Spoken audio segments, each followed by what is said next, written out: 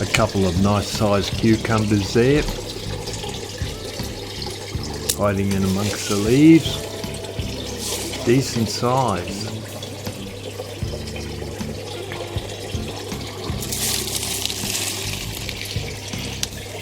There's another couple down there.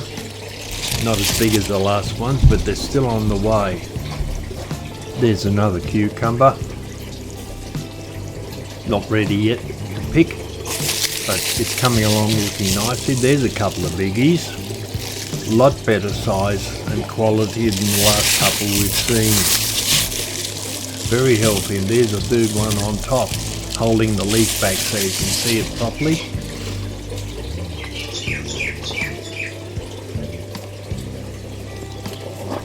You can see it's getting down towards the end of the season. At the bottom of the plants, the vine leaves, or there's another couple of fruit that I missed on the way up, and another one. The leaves at the bottom of the plants are turning brown and dying off, so it won't be very long. Oh, there's a scrawny one. It won't be very long. Another 2 or 3. Right, there's still fruit all over the place in the system, but it won't be long before they... Oh, there's another one. It won't be long before I start removing these plants from the Dutch buckets they're currently growing in, so that I can prepare the Dutch buckets for this winter's crop of cauliflower and broccoli plants. More female flowers there, you can see. Still producing at a reasonably good rate in actual fact, even though the vines are reaching maturity and starting to die off. Even some more female flowers there. You can see I've cleaned up a lot of the lower leaves on the tomato plants. We tend to remove the lower leaves once the tomatoes are set and have started to get some colour about them. At the moment they all look very leggy and sticky, but this way energy from the plant isn't growing additional leaves down the bottom of the plant. The nutrient is going into producing fruit, and that's what this is all about. 3 tomatoes up there. They're not very big, but they're looking quite healthy. Another couple over there.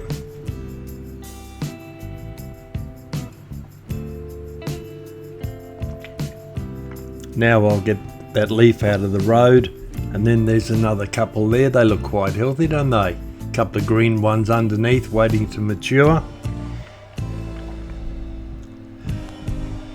They tend to be up in the roof at this time of the year, a lot of the fruit. Most of them. There's another 1 or 2. So that's what the plants look like at the moment, once I've trimmed all the lower leaves off them. There's another cucumber I missed before. You can see it hanging on the back of the vine there. At this point in time, they get extra liquid potash also in their fertilizer mix to bring more fruit on, because it's getting down towards the end of the season.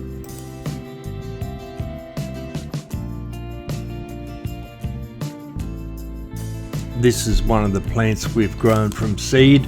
We purchased from Western Australia. As you can see, it's fruiting very well. Some nice big fruit up there. A couple of big bunches down here also, starting to get a little bit of colour about them.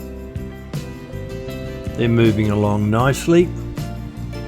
Another bunch over the back. Over there, still very green, nowhere near mature yet, but they're still looking very healthy. This is the last of our lettuce plants from the last crop. After a couple of days of 40-degree plus temperatures, they've all bolted, even though we had 50% shade cloth over the roof of the barn to keep it cooler. We'll be able to cut a few leaves for our salad tonight, but the majority of the plants will go into the worm farm. It's a shame, as the leaves were very tasty.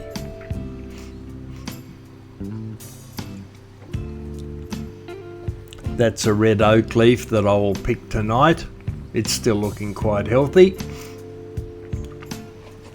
Very tasty looking. And there's a couple of mini cos lettuce plants.